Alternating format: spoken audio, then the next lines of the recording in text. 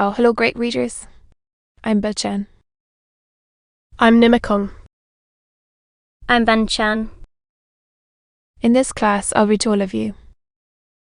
So, 23 Fire Rises of A Tale of Two Cities, Book the Second Golden Thread. S. L. A Tale of Two Cities, Book the Second Golden Thread. Charles Dickens. Tab. 23 Fire Rises. There was a change on the village where the fountain fell. Poor ignorant Saul and his poor religious buddy together. The prison on the crag was not so dominant as of yore. There were soldiers to guard it, but not many. There were officers to guard the soldiers, but not one of them knew what his men would do by in this. That it would probably not be what he was ordered. Far and wide lay a ruined country, yielding nothing but desolation. Every green leaf, every blade of grass and blade of grain, was as shriveled and poor as the miserable people. Everything was bowed down, dejected, oppressed, and broken.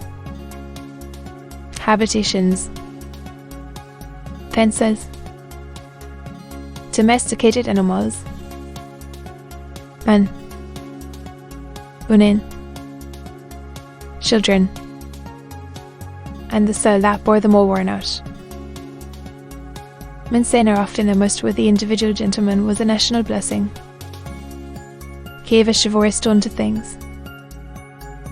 Was a polite example of luxurious and shining life, and a great deal more to equal purpose. Nevertheless, Mincena as a class had, somehow or other, brought things to this. Strange that creation, designed expressly for Mincena, should be so soon run dry and squeezed out. There must be something short-sighted in the eternal arrangements. Surely, thus it was. However, and the last drop of blood having been extracted from the flints, crumbled, and it now turned and turned with nothing to bite. Mincena began to run away from a phenomenon so low and unaccountable. But this was not the change on the village, and on many a village like it. For scores of years gone by, Mincena had squeezed it and wrung it,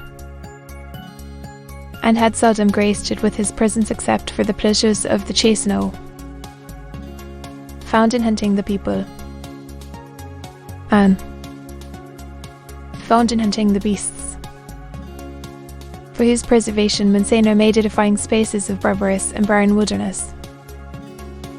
Well,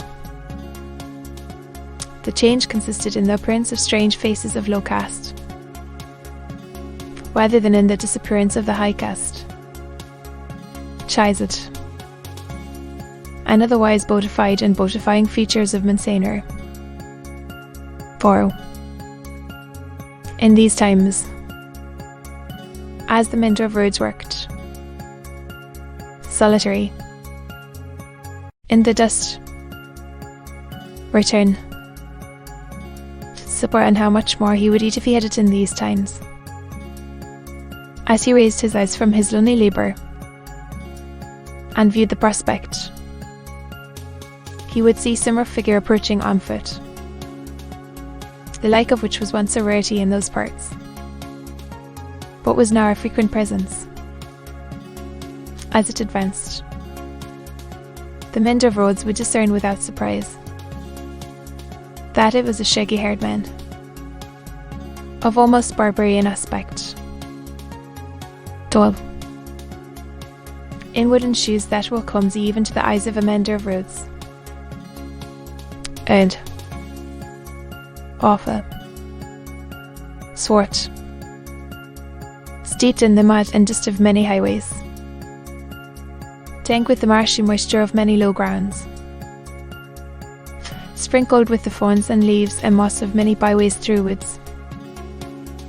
Such a man came upon him, like a ghost, at noon in the July weather, as he sat on his heap of stones under a bank, taking such shelter as he could get from a shower of hail. The man looked at him, looked at the village in the hollow, at the mill, and at the prison on the crag. When he had identified these objects in what benighted mind he had, he said, in a dialect that was just intelligible, "How goes it?" All well. They joined hands, and the men sat down on the heap of stones. "Nothing but supper now," said the mender of roads, with angry face. "It is the fashion," growled the man. He took out a blackened pipe, filled it, lighted it with flint and steel, pulled at it until it was in a bright glow. Then, down. That blazed and went out in a puff of smoke. Tint. After observing these operations, they again joined hands. "Tonight," said the mender of roads. "Tonight," said the man, putting the pipe in his mouth. One another, with the hail driving in between them like a pygmy charge of bayonets, until the sky began to clear over the village. "Show me," said the traveller then, moving to the brow of the hill. "See," returned the mender of roads, with extended finger. "You go down here, and straight through the street." "To the devil with all that," interrupted the other, whirling his eye over the landscape. "I go through no streets and past no fountains." "Well, Ed, will you wake me before departing? I have walked 2 nights without resting. Let me finish my pipe, and I shall sleep like a child." The wafer smoked his pipe out, put it in his breast, slipped off his great wooden shoes, and lay down on his back on the heap of stones. He was fast asleep directly, as the roadman applied his dusty labour, and the hail clouds, whirling away, the landscaped, the little man who wore a red cap now, stones. His eyes were so often turned towards it that he used his tools mechanically, and then, one would have said, to very poor account, the bronze face, the shaggy black hair and beard, the coarse woolen red cap, the rough medley dress of homespun stuff and hairy skins of beasts, the powerful frame attenuated by spare living, and the sullen and desperate compression of the lips and slept, inspired the mendovers with awe. The traveller had travelled far, and his feet were footsore, and his ankles chafed and bleeding. His great shoes, stuffed with leaves and grass, had been heavy to drag over the many long leagues, and his clothes were chafed into holes, as he himself was into sores. Stooping down beside him, Mate, but in vain, for he slept with his arms crossed upon him, and set as resolutely as his lips.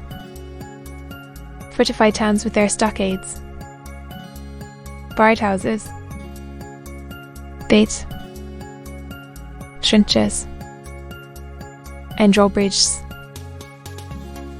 seemed to the mender of roads to be so mature as against this figure. And when he lifted his eyes from it to the horizon and looked around, he saw in his small fancy similar figures, stopped by no obstacle, tending to centres all over France. The man slept on, indifferent to showers of hell and intervals of brightness, to sunshine on his face and shadow. The sun changed them, until the sun was low in the west, and the sky was glowing, and down into the village roused him. Good, said the sleeper, rising on his elbow. But the mender of roads went home, with the disk going on before him according to the set of the wind. To be continued.